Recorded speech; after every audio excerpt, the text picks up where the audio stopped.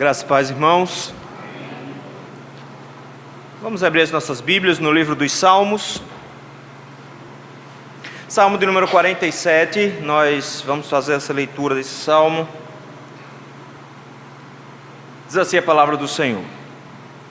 Ao mestre de canto, salmo dos filhos de Corá.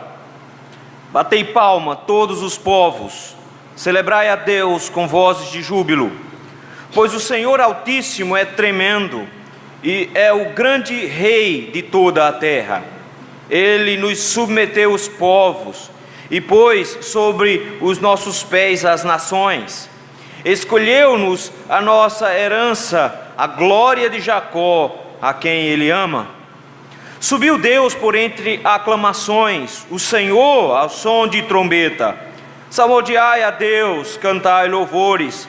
Salmodiai ao nosso Rei, cantai louvores. Deus é o Rei de toda a terra, salmodiai com harmonioso cântico.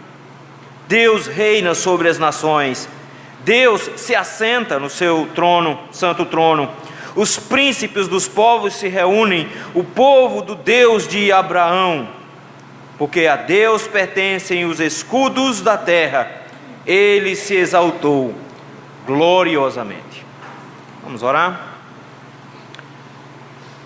Senhor grandioso e poderoso Deus, Tu que és soberano e sábio, nós Te louvamos e bendizemos porque reconhecemos a Sua grandeza, reconhecemos o Seu poder, reconhecemos, meu Deus, quem Tu és e qual o tamanho da Sua grandeza. E nesse momento, Senhor, humildemente, nós nos prostramos aos Teus pés, sabedores também da nossa miserabilidade, do nosso tamanho, de como nós somos pequenos e insignificantes. E carecemos, Senhor, da Sua graça, carecemos do Seu amor, da Sua misericórdia. Por isso, Senhor, tenha compaixão de nós, meu Deus, hoje à noite. Dá-nos, ó Senhor, a contemplar um pouco da Sua glória. Dá-nos, como fizeste com Moisés, de ver, Senhor, um pouco da Sua bondade, pela frecha de uma pedra, que possamos contemplar na Tua palavra a grandeza do Senhor hoje à noite. Senhor, a Tua palavra aberta diante de nós, nós reconhecemos que precisamos da Tua mão. Por isso, Senhor, ensina-nos hoje à noite, quebranta os nossos corações e nos dá, ó Senhor, o entendimento da Sua grandeza e da Sua glória, no nome santo de Jesus. Amém. Dia primeiro, eu não sei se para raiva ou se para felicidade de alguns, a maior audiência da TV foi a posse do presidente. Estava todo mundo lá assistindo e há muito tempo não se via tanta gente vendo aquela coisa. Pelo menos tinha mais de 100 mil pessoas só em Brasília assistindo aquilo. Eu creio que alguns estavam com raiva quando estava acontecendo, mas tudo bem, acontece. Mas não podemos negar o fato de que, ao assistir uma cerimônia como aquela, com toda a pompa que ela traz, isso nos leva a ficar de alguma forma emocionados em alguns momentos. O hino nacional sendo cantado várias vezes, um presidente passando em revista a tropas, o exército se apresentando com seu poderio, marchando, fazendo o chão tremer, ou um presidente se erguendo lá no seu parlatório com a faixa presidencial no peito, erguendo as mãos e toda a multidão gritando. E essas figuras de entronação empolgam as pessoas. E é exatamente uma figura como essa, uma figura de entronação, que nós temos no Salmo de número 47. Esse grupo de salmos, meus irmãos, mostram muito esse aspecto do Senhor como Rei, mas não só como Rei particular, mas um Rei de toda a terra. E em específico esse salmo, meus irmãos, ele parece apontar muito mais para uma entronação do próprio Rei de Israel, do Rei Supremo, que é o próprio Deus que reina. Ele é aclamado aqui de forma bonita, com palavras de clamor, com palavras de exaltação, com conclamar a glorificação. Ele começa desde a primeira palavra com um batei palmas, todos os povos, e ele continua com esse clamor a tal ponto que ele chega a dizer, versículo 6, salmodiai a Deus, salmodiai ao Rei, cantai harmonioso cântico, salmodiai, versículo 7. Então é um conclamar a erguer a voz como um povo, numa exaltação a um rei. Não a um rei qualquer, mas um rei soberano sobre tudo. Junto com o Salmo 93, 95 até o 99, esse salmo aqui, ele dramatiza de alguma forma essa vitória do rei de Israel sobre os seus inimigos. E esse retorno desse rei agora vitorioso, ele é aclamado diante de todos. Ele mistura uma série de imagens. Por exemplo, ao que tudo indica, esse salmo, ele foi composto para cantar a vitória de Israel sobre Senaqueribe, quando 185 mil soldados de Senaqueribe foram derrotados por um anjo. Então parece ser uma exaltação a um rei que está recebendo o seu poder, mas ao mesmo tempo um rei que está recebendo por causa da sua vitória. Talvez por isso esse salmo tivesse momentos específicos em que ele era executado. Por exemplo, os judeus executam esse salmo na passagem do ano novo deles. Eles entendem que isso aqui é um renovo do reinado de Israel. Mas a igreja cristã passou a olhar para esse salmo com outros olhos, com base, na verdade, em 1 Samuel, quando Davi leva a Arca da Aliança de volta para Jerusalém. A igreja cristã passou a olhar para esse salmo como uma entronação de um rei, que é muito mais do que simplesmente uma figura mítica, mas é que é o próprio Cristo sendo assunto aos céus, de forma que ele era executado no dia da ascensão. Mas ao mesmo tempo que esse texto fala sobre um rei que está sendo entronizado, vitorioso, porque venceu os seus inimigos, está sendo erguido agora para a sua posição de maior destaque, nós não podemos nos esquecer então que esse salmo não trata de um rei do passado, não fala de Davi. Esse salmo fala de Jesus Cristo. E como um salmo messiânico, ele aponta para uma exaltação de agora, mas principalmente uma exaltação final, no reinado final de Cristo, quando ele há de tomar posse de todo o seu reino. Esse salmo, na verdade, se irmãos prestarem atenção, é uma resposta ao versículo de número 11 do salmo de número 46. Aliás, versículo 10 do salmo 46. Lá diz: aquietai-vos e sabei que eu sou Deus, sou exaltado entre as nações, sou exaltado na terra. O salmo 47, ele não traz um aquietai-vos, mas ele traz um rebumbar de exaltação, de alegria, porque esse rei está tomando posse, sendo exaltado entre as nações, sendo exaltado na terra. O salmo 46, uma promessa. O salmo 47, um cumprimento. E nesse cumprimento, meus irmãos, ele nos conclama a louvar a esse rei.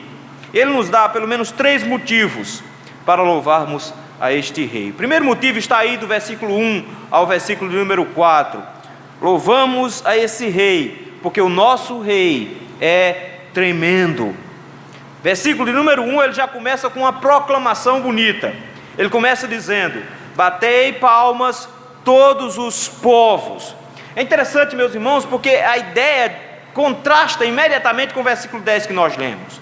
Enquanto lá estava aquietai-vos, aqui chega e diz: aclamai, batam palmas. Isso aqui não é bater palmas como um acompanhamento musical, como às vezes faz na igreja. A imagem aqui é de uma nação inteira aplaudindo a chegada desse rei.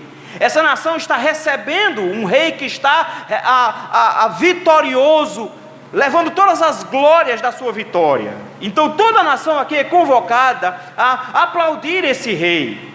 Eu preciso lembrar aos irmãos que esse ambiente não é um ambiente do culto do Novo Testamento, mas é um ambiente onde um povo de Israel se reúne para aclamar um seu rei.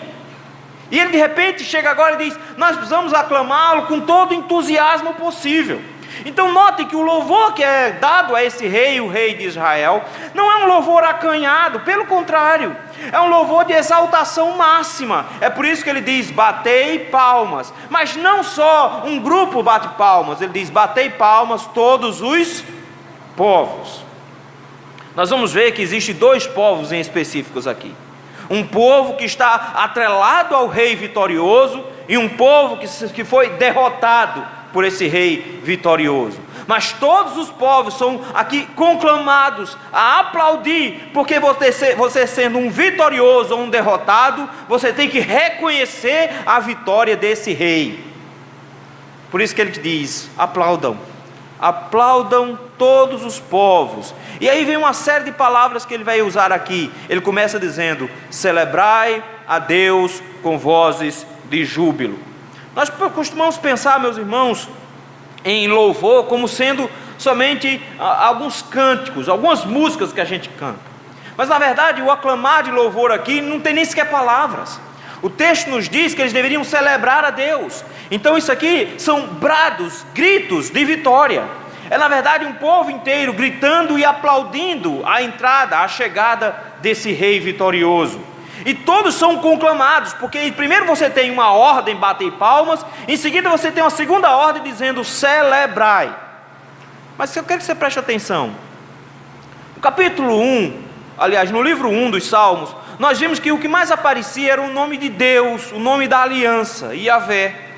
Mas aqui aparecem outros nomes. Em específico aqui no versículo número 1, o Deus que é apresentado é Elohim, o Deus de todos os povos, o Deus que todas as nações são obrigadas a reconhecer, aquele que é todo poderoso e que reina e governa, não só Israel, mas todas as nações. Israel aqui conclama a que todos os povos reconheçam o poderio, a força que o Senhor Deus tem. Esse rei que é rei de todos os povos, ele requer que todos os povos rendam a ele a celebração. Celebrai a Deus com vozes de júbilo. Por que tem que fazer isso? A pergunta é óbvia. De imediato a gente já chega e diz: por que eu tenho que celebrar? Por que eu tenho que bater palma? Ele precisa ter feito alguma coisa para que o povo responda desse jeito. Tem que ser um feito muito grandioso para que o povo responda com tamanho entusiasmo. Ele está dizendo: tem entusiasmo, se levantem, se animem, louvem. Mas se eu não tiver motivo suficiente, não faz sentido eu levantar. Já parou para pensar que não adianta o grupo de louvor ou a pessoa que está dirigindo o louvor dizendo: vamos lá, a gente se anima. Porque quanto mais ele diz se anima, adivinha o que o povo faz? Mas o povo desanima. Na verdade ele começa aqui dizendo: se animem, batam palma, celebrem. Mas versículo 2 ele diz o motivo. Ele diz: o motivo é que, pois o Senhor Altíssimo é tremendo. Versículo 1, ele usou Deus, aquele que é o Senhor Rei de todos os povos, o Deus de todas as nações. Mas no versículo 2 ele não deixa dúvida. No versículo 2 ele diz: é o Deus de Israel que nós estamos exaltando, é o Deus da aliança, é o Senhor Yahvé que nós estamos exaltando. E o motivo pelo qual nós precisamos todas as nações, todos os povos da terra devem bater palmas, devem celebrar a esse Deus poderoso, é porque Ele é altíssimo.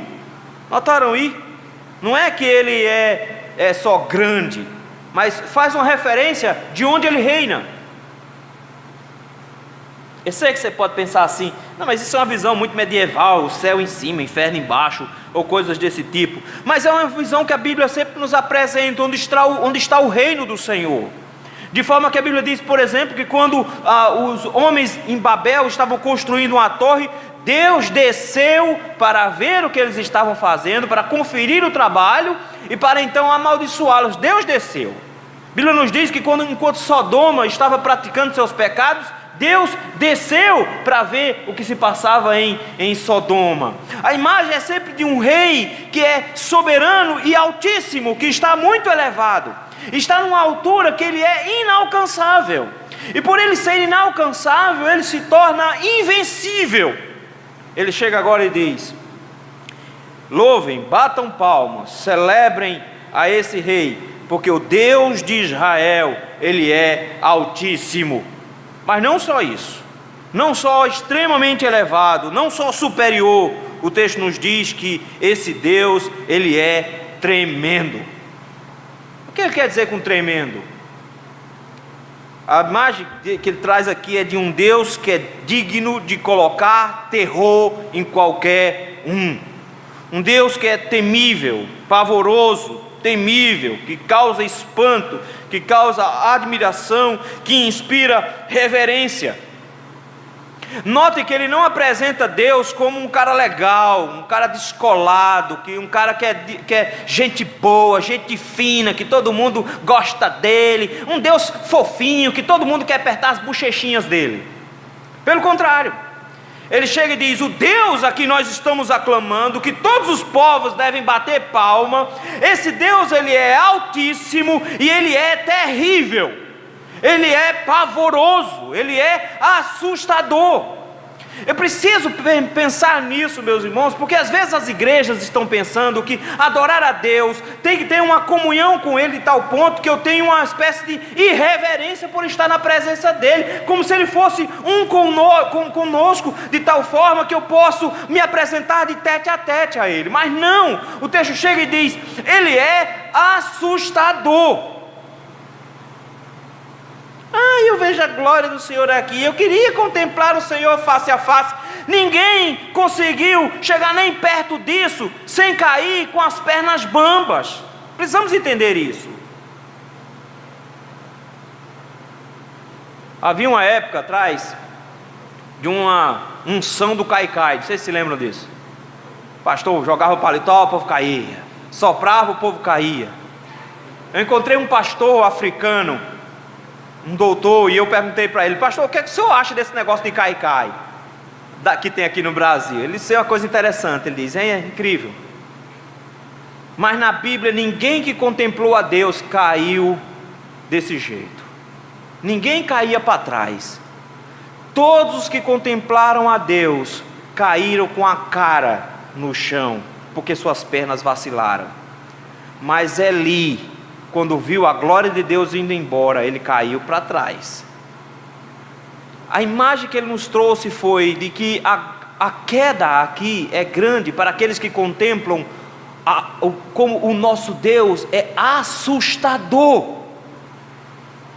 Vejam, meus irmãos, que a imagem é de um Deus que é digno de adoração, porque Ele é tremendo, porque Ele é assustador. Eu sei que as igrejas não gostam de pensar nisso. Isso é muito medieval, isso é muito igreja católica de 1500. A gente não pode pensar num Deus assustador. Mas é por não pensar num Deus assustador que muitos irão descobrir que Ele é assustador no pior lugar que existe, no inferno. Descobrirão que Ele é pavoroso, de que louco é quem entra na sua presença sem prestar atenção no lugar onde anda. Guarda o teu pé quando entrares na casa do Senhor. O grande motivo de louvor das nações aqui, que são conclamadas, é porque o nosso Deus, o Deus de Israel, o Deus dos santos de Israel, Ele é tremendo. E por Ele ser assustador, olha como é que termina o versículo 2. Ele diz: é o grande Rei de toda a terra. Ele é terrível, Ele é assustador, e não só isso, Ele sendo assustador, Ele ainda está numa posição de destaque como Rei de toda a terra. Agora imagine, alguém desse jeito, desse porte, tão assustador, tão terrível, tão tremendo, sendo presidente. É mais ou menos o que ele está dizendo aqui. Alguém extremamente assustador está governando. Mas o incrível nisso, que é assustador para os seus inimigos, porque para os santos, Ele é aquele que tem a imagem da proteção. E por isso mesmo Ele diz: aclamem, batam palmas a esse Rei poderoso, celebrem esse Rei poderoso, porque Ele é terrível, Ele é o Rei de toda a terra, não existe um lugar onde Ele não esteja reinando, e Ele submeteu os inimigos nossos debaixo dos nossos pés. Ele batalha por nós. Versículo número 3. Ele nos submeteu os povos. Ter alguém ou algo pavoroso só é preocupante quando esse algo ou alguém pavoroso está contra nós. Eu não sei vocês, mas eu meio assustado pro lado de cachorro. Mas não sei o que o povo tem, que todo mundo olha, você olha para o cachorro, aí ele diz: pode entrar, não morde não. Já viram isso? Aí você vai entrar na casa de um camarada que ele tem um Rottweiler, que é maior do que você, bate na sua cintura, ele já olha para você mal encarado, já fica lá preparado para te atacar, e ele olha para você e diz: pode entrar. ele não morde não, ele brinca com meus meninos na sala. E claro, você entra super tranquilo e calmo até o momento que ele vem farejar você. E ele cheira você, você dá aquela congelada básica, do tipo, deixa ele investigar, e aí vai. Mas para o dono da casa, adivinha que aquele cachorro não é nem um pouco assustador. Para o dono da casa, ele entende que aquele cachorro é assustador para inimigos, mas para ele, o assustar, o pavor que aquele cachorro produz é proteção. Aí ele chega aqui, Deus é tremendo, Deus é pavoroso. E o que as nações têm que ter? Tem que ter medo dele mesmo. Sabe por quê? Versículo 3: ele nos submeteu os povos. O Senhor é terrível, Ele é tremendo, Ele é rei de toda a terra, e Ele submete os povos à igreja dele. É isso que Ele está dizendo. É por isso que quando Ele aponta para a igreja, Ele não aponta para uma igreja fraquinha, escondida e cabisbaixa. Ele diz: as portas do inferno não prevalecerão contra ela. É o inferno que está trancado, é a igreja que arromba a porta e não o contrário. Quem se esconde é Satanás, não a igreja. O princípio aqui que ele coloca é: o Senhor submete os povos. Ele é o leão da tribo de Judá. Povo do mundo, tenha medo, porque Ele vai colocar os nossos inimigos debaixo dos nossos pés. Versículo 3: e pôs sobre os nossos pés as nações. Não tem povo que não esteja debaixo do pé de Cristo. E ele mostrou isso de forma muito bonita. Porque, se irmãos prestarem atenção, o texto está falando, na verdade, da vitória do Senhor sobre Senaqueribe. Mas a minha pergunta é: quantos exércitos de Israel lutaram contra Senaqueribe? Quantos soldados foram deslocados para enfrentar Senaqueribe? Senaqueribe se apresenta diante de Israel com 185 mil homens valentes, prontos para a batalha. Um exército de 185 mil é grande. E de repente ele chega agora e diz: quantos homens de Israel venceram essa batalha? Resposta: nenhum. Quantos exércitos venceram essa batalha? Resposta: nenhum. A Bíblia nos diz que um anjo do Senhor matou em uma noite 185 mil homens. E o que é que Israel precisou fazer? Juntar as coisas que ficaram para trás no outro dia. O único trabalho que Israel teve foi juntar os presentes que ficaram quando o exército fugiu. Ele chega agora e diz: o Senhor, Ele colocou as nações debaixo dos nossos pés. Ele submeteu os inimigos dele debaixo dos seus pés. O nosso Deus é tremendo e Ele é terrível, meus irmãos, e Ele é digno de adoração, porque o seu controle é universal, e não existe uma única nação, não existe um único povo no planeta que não esteja debaixo dos seus pés, e o seu domínio é completo. É por isso que no versículo 4 ele diz: as promessas do Senhor se cumprem fielmente, porque Ele tem domínio pleno sobre tudo. Versículo 4 ele diz: escolheu-nos a nossa herança. É impressionante porque ele não diz que Ele nos deu uma herança. Ele diz que o Senhor, Ele escolheu qual é a nossa herança. A imagem aqui, na verdade, é da terra prometida, a glória de Jacó, a terra prometida. Mas é muito mais do que isso, porque no Salmo 16, versículo 5, Davi vai dizer que é o próprio Senhor que é a nossa herança. Então nós estamos com Ele, de forma que toda a excelência, toda a glória de Jacó, todas as promessas feitas a Jacó, são agora confirmadas no fato de que o rei de Israel é tremendo, extremamente altíssimo, Ele é poderoso e todas as suas promessas se cumprem. Ele concretiza cada uma delas. Ele dará a vitória ao seu povo em Canaã. A terra prometida é certa, não é uma conjectura, pelo contrário, ele diz: o Senhor ama Jacó, versículo número 4, E porque o Senhor ama Jacó, a glória de Jacó virá a ele. A promessa do Senhor é válida. Por que louvar ao Senhor? Irmãos, a igreja de Cristo tem que se lembrar de que Ele está falando aqui do próprio Cristo, daquele que é vitorioso, daquele que tem toda a autoridade. Ele mesmo disse: toda a autoridade me foi dada no céu e na terra. Ele é o Rei Supremo. Então, quando você pensar em Cristo, pense em Cristo como um Deus terrível, como alguém tremendo, como alguém que é temível, como alguém que é pavoroso para os seus inimigos, e que porá todos os seus inimigos debaixo dos seus pés, que todas as nações estão sob o seu controle, e que Ele nos dá garantias de que a glória de Jacó será a nossa. O Senhor nos prometeu que quem crê nele tem a vida eterna. Ele nos garantiu que voltaria e que nos levaria para que onde Ele estivesse, estivéssemos nós também. Essa promessa faz com que a gente se lembre que o nosso Deus é tremendo, nosso Rei é tremendo, e Ele consegue cumprir as suas promessas.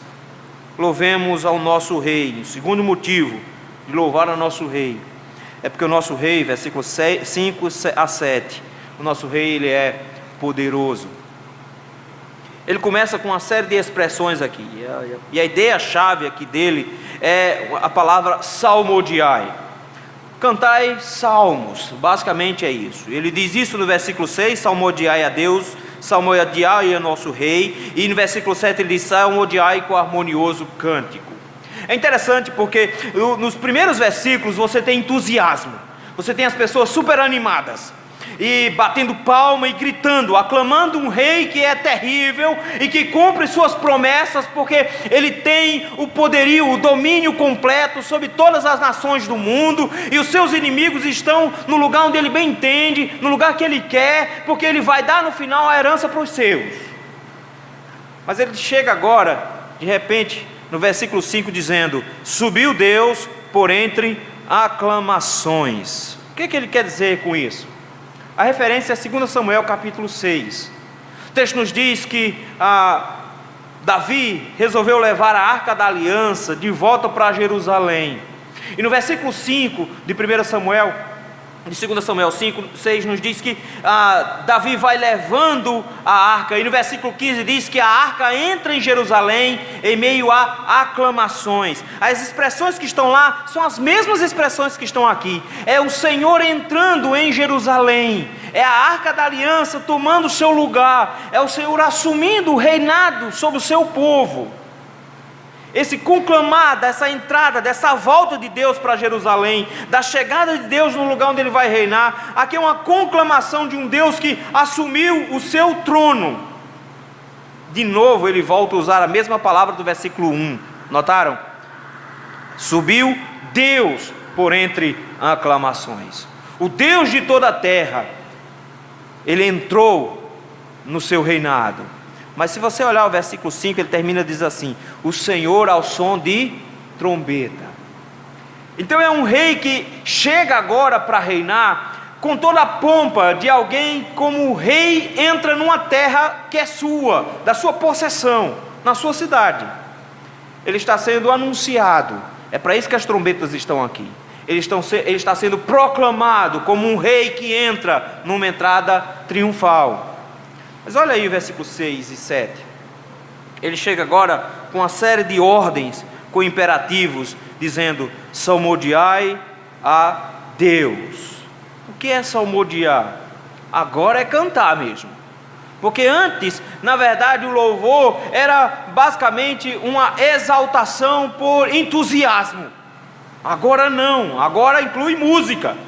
E quando ele coloca salmodiar, cantar louvores, ele começa agora a dizer que há uma intenção nisso, de forma que eles deveriam fazer isso com muita regularidade. Por isso a repetição, por 3 vezes ele diz, vocês devem salmodiar, vocês devem cantar, é obrigação de vocês, salmodiai a Deus, cantai louvores, salmodiai ao nosso Rei, cantai louvores.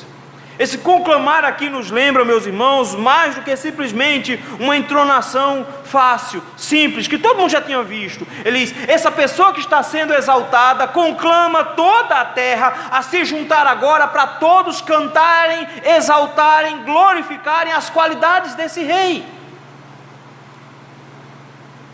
Mas quais são as qualidades desse rei? Versículo 7. Deus é o quê? É o rei de toda a terra. Mesmo motivo do versículo 2. Ele disse lá em cima: ele é o grande rei de toda a terra. Aqui no versículo 7 ele diz: Deus é o rei de toda a terra. Salmodiai com harmonioso cântico. Ele começa a nos lembrar do tamanho do domínio do Senhor. É isso que ele quer apontar aqui. Ele quer nos lembrar de que o domínio do Senhor, ele é completo, que não existe, como dizia Kuyper, um único lugar no universo onde o Senhor não possa dizer que é dele, de forma que o seu controle é pleno, é completo em todos os lugares. Ele chega e diz: o Senhor é o rei de toda a terra, ele é o rei de todos os lugares. Isso é um título de um salmo. Salmo 32, Salmo 42, todos falam desse harmonioso cântico que deveria se cantar. Mas eu quero que você preste atenção numa coisa, porque o começo é entusiasmo e êxtase, versículo 1, mas o final do versículo 7 é salmodiai com harmonioso cântico. Eu sei que você pensa assim: harmonioso cântico significa uma música bonita, bem feita, mas não é isso não. Se você tem a versão corrigida aqui, você vai ver que a ideia de salmodiar com a mente, com o intelecto, com a cabeça, a ideia dele aqui é de alguém que está produzindo música, produzindo cânticos ao Senhor, mas com a mente muito ativa. É por isso que o apóstolo Paulo, em 1 Coríntios capítulo 14, versículo 15, ele vai usar esse versículo para dizer que nós cantamos ao Senhor também com a mente. Então ele não está falando de um povo que está em êxtase, ele não está falando de um povo que saiu de si, que está meio assim no espírito, mas ficou meio louco, um negócio meio desbandeado. Não, pelo contrário. Como é que o povo de Deus canta? Reconhecendo intelectualmente o poderio, o controle desse Deus. Eles entram em êxtase ao contemplar a grandeza desse Deus, mas eles não perdem o controle das suas mentes por reconhecerem a grandeza desse Deus. Ele é o Deus de toda a terra, de todos os lugares. E de repente ele chega e diz: esse é o rei que se apresenta para que o seu povo o adore em espírito e em verdade, com culto racional, com a cabeça. Louvor ao Senhor não é uma coisa para ser feita em êxtase, mas é uma coisa para ser feita com a mente ativa. É o oposto de estar embriagado. É por isso que o apóstolo Paulo diz: não vos embriagueis com o vinho, no qual há dissolução e contenda, mas enchei-vos do Espírito Santo. Adivinha qual é o contrário de estar cheio do Espírito Santo? É estar embriagado, entorpecido. Então, quando as pessoas acham que estão cheias do Espírito Santo e ficaram entorpecidas, elas estão equivocadas, porque ser cheio do Espírito Santo é estar com a mente ativa. É assim que ele quer a sua adoração. Nós não sabemos ao certo como foi a ascensão de Cristo naquele dia final, quando ele esteve aqui na terra. A Bíblia só nos diz que ele estava no meio dos seus discípulos e de repente ele passa a flutuar, sobe, os discípulos ficam olhando para ele e uma nuvem vem e o encobre. Mas nós sabemos como será o seu retorno. E a Bíblia nos diz, pela boca daqueles anjos que estavam lá com aqueles homens, que do mesmo jeito que eles viram Jesus subir, eles veriam Jesus voltar, veriam Jesus descer. Mas nós vamos ter acrescentado uma série de informações dizendo que haverá toque de trombeta, e no ressoar da última trombeta, no abrir e fechar de olhos, os céus se abrirão e Cristo retornará, e Ele será aclamado por todos. É isso que Ele está dizendo aqui. Ele é o Rei de toda a terra, Ele é o Rei poderoso, e quando Ele chegar, Ele será aclamado por todos, por toda a terra, e todos irão salmodiar o nosso nosso Rei, todos irão salmodiar a Cristo, todos irão celebrar a Ele um harmonioso cântico. Efésios capítulo 4, versículo 8 a 10, o apóstolo Paulo aplica esse texto à ascensão e ao retorno de Cristo. Ele nos mostra então, meus irmãos, de que quando Cristo voltar, seus inimigos plenamente derrotados, o Rei dos Reis, o Rei de toda a terra, tomará a posse final do seu reinado. Essa é a expectativa da igreja, é ver o seu Rei subir por entre aclamações. Louvemos ao nosso Rei em último lugar, é porque o nosso Rei ele é vitorioso, versículos 8 e 9. O tema é o mesmo: Deus reina sobre as nações, versículo de número 8. Mas só que ele vai acrescentando informações, irmãos já viram isso. Ele diz: todas as nações devem louvar ao Senhor, porque elas serão derrotadas e colocadas debaixo dos seus pés, versículo de número 3. O Senhor nos submeteu os povos, mas não só isso, ele diz: o Senhor é o Rei de toda a terra, salmodiai, porque Ele governa todos os povos. Mas agora nós descobrimos de que de todos os povos o Senhor forma o seu povo. E agora, de forma especial, a vitória do Senhor nos é apresentada de forma muito mais clara, porque antes ele apontava para uma vitória bem genérica, mas a partir do versículo 8 ele diz: Deus reina sobre as nações, Deus se assenta no seu trono, os príncipes dos povos se reúnem. Deus está no seu trono, Deus está reinando, Deus está governando, mas Ele nos mostra de que o Senhor está escolhendo para si os seus súditos. Esse conclamar final aqui é de um rei que vitoriosamente alcançou a vitória, e ao alcançar essa vitória, ele se apresenta como um Deus do seu povo. Foi comigo. Ele diz: Deus reina sobre as nações, Deus se assenta no seu trono, os príncipes dos povos se reúnem. A pergunta é: o que esses príncipes estão fazendo aqui? Na verdade, meus irmãos, os versículos 8 e 9 apontam para o capítulo 12 de Gênesis. Porque Abraão, quando foi chamado para ser povo de Deus, foi para abençoar todas as nações, todos os povos. Isaías, quando contempla para o mundo, ele olha o mundo e diz que de todos os povos, de todas as tribos, povos e nações, o Senhor iria retirar o seu povo. Em Apocalipse nos é apresentado que de todos os povos, tribos, línguas e nações virão príncipes e reis para adorá-lo. Ele chega aqui e diz: todos os reis da terra se prostrarão ao nosso rei. Ele é o Rei dos reis. Ele é o Senhor dos senhores. Os príncipes se apresentam aqui e se reúnem, mas eu quero que você preste atenção no final do versículo 9. Ele diz assim: o povo do Deus de Abraão.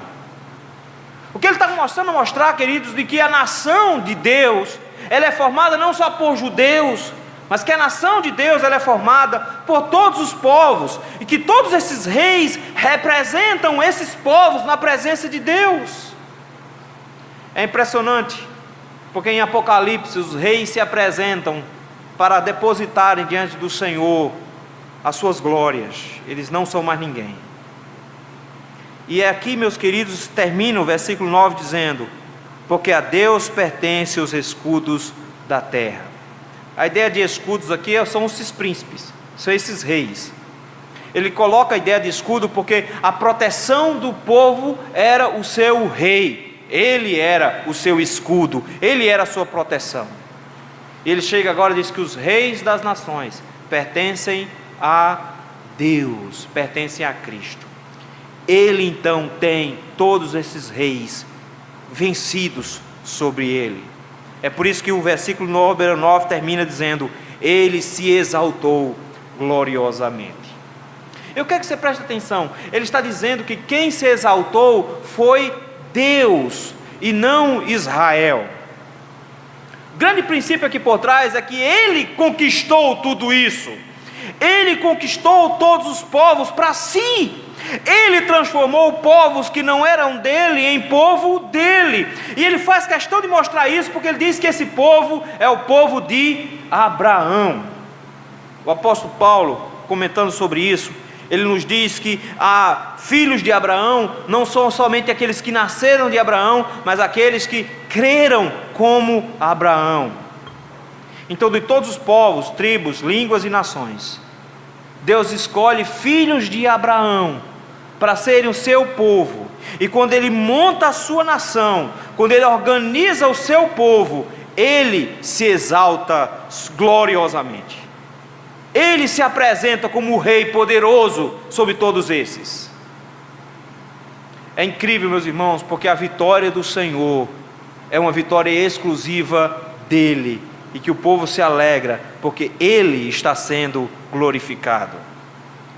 No texto que nós lemos hoje de Apocalipse, nos mostra um João chorando, e não era chorando pouco, ele mesmo diz: eu chorei muito, porque eu vi um livro fechado, selado, com 7 selos na mão de Deus, e não havia quem fosse digno de abrir aquele livro, não havia quem controlasse a história, não havia quem pudesse desenrolar a história e fazer as coisas acontecerem, não havia como se organizar isso. E de repente um dos anciãos olha para João e diz: não chore, tem um digno.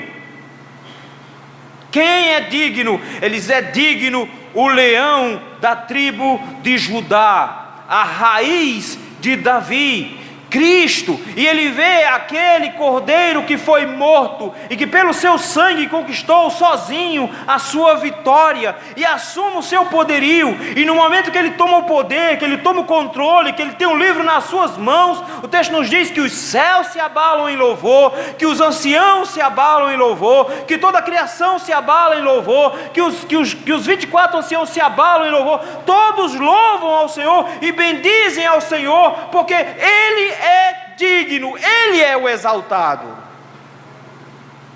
Não é a igreja, não é o povo, é Ele. Ele é quem recebe todas as honras. Ele é o Deus vitorioso. Ele é aquele que venceu de forma definitiva. Queridos, quando nós olhamos para um texto como esse, a gente fica pensando: como eu posso aplicar isso ao meu louvor, ao meu cântico? Nós temos uma mania esquisita e estranha, que é atrelar a empolgação com a qual nós louvamos a Deus à situação em que nós vivemos. Se tudo está beleza, se a gente está com um bom emprego, se a gente está com a geladeira cheia, se a gente está com saúde, se a gente não está brigado com a mulher, meu amigo, a gente canta muito animado. Mas se alguma coisa estiver dando errado, se a gente tiver com alguma dificuldade, parece que a nossa animação vai toda por água abaixo, porque nós findamos atrelando o nosso momento de vida ao entusiasmo pelo qual nós deveríamos louvar a Deus. E de repente o Senhor nos lembra de que Ele nos tem promessas incríveis, e Ele se apresenta a nós como o único motivo estável para louvar. Nós louvamos a Deus porque o nosso Deus, Ele é tremendo. Nós louvamos a Deus porque o reconhecemos, porque sabemos o tamanho, a grandeza que Ele possui, sabemos o poder que Ele possui, como Ele tem autoridade sobre todos os cantos, como Ele governa todas as coisas, como nada foge do seu controle, da sua autoridade. Nós temos motivo de louvar a Deus. Mas não só isso. Nós temos motivo de louvar a Deus porque reconhecemos o seu poder, de forma que sabemos que Ele aplica isso em manter todas as coisas sob seu controle agora, e que Ele por fim terá todas as coisas debaixo dos seus pés. O Senhor governará o universo de forma plena. É por isso que nós oramos o Pai Nosso dizendo: venha o teu reino. Nós estamos dizendo: Senhor, vem reinar. Maranata, vem, Senhor, estabelecer o seu reino. Nós temos motivo de louvor, porque mesmo que tudo esteja dando errado hoje, nós temos a certeza de que o Senhor fará com que tudo dê certo no final. O Senhor fará com que todas as nossas lágrimas sejam recompensadas, todas as nossas angústias sejam apagadas. Tudo fará sentido quando Ele voltar. O texto nos diz que Ele vai ter um povo só dEle, e Ele vai reinar plenamente sobre este povo. Qual é a grande esperança e expectativa da igreja? É ver a posse. É isso que nós estamos esperando. É por isso que naquele dia eu disse: se você está empolgado, emocionado ao ver a posse de um presidente, você não tem noção como vai ser o dia da posse do meu rei. Ele começa a nos mostrar aqui que nós temos motivos para louvar desde agora, por toda a eternidade, porque a posse do nosso rei vai ser fantástica. Ele vai se apresentar como um rei tremendo, poderoso e vitorioso, e ele se apresentará em toda a sua pompa, glória e honra. Não vai ficar nenhum anjo para guardar o céu, vai vir todo mundo para cá, e vai todo mundo estar presente na grande coroação do nosso rei. Os seus inimigos irão ficar debaixo dos seus pés por toda a eternidade. Ele vai puni-los por toda a eternidade. Mas o povo do Deus de Abraão será acolhido e terá um reino de paz, alegria e prosperidade que vai durar a eternidade toda. Nunca mais sofrimento, nunca mais angústias, nunca mais dores. Nós teremos um rei que finalmente sabe governar de forma adequada. É isso que nós almejamos como igreja do Senhor: estar juntos no dia que Cristo voltar, para contemplarmos como vitoriosos, não como derrotados, assistirmos de camarote ao lado dele a posse do nosso rei. Que Deus nos abençoe, meus irmãos.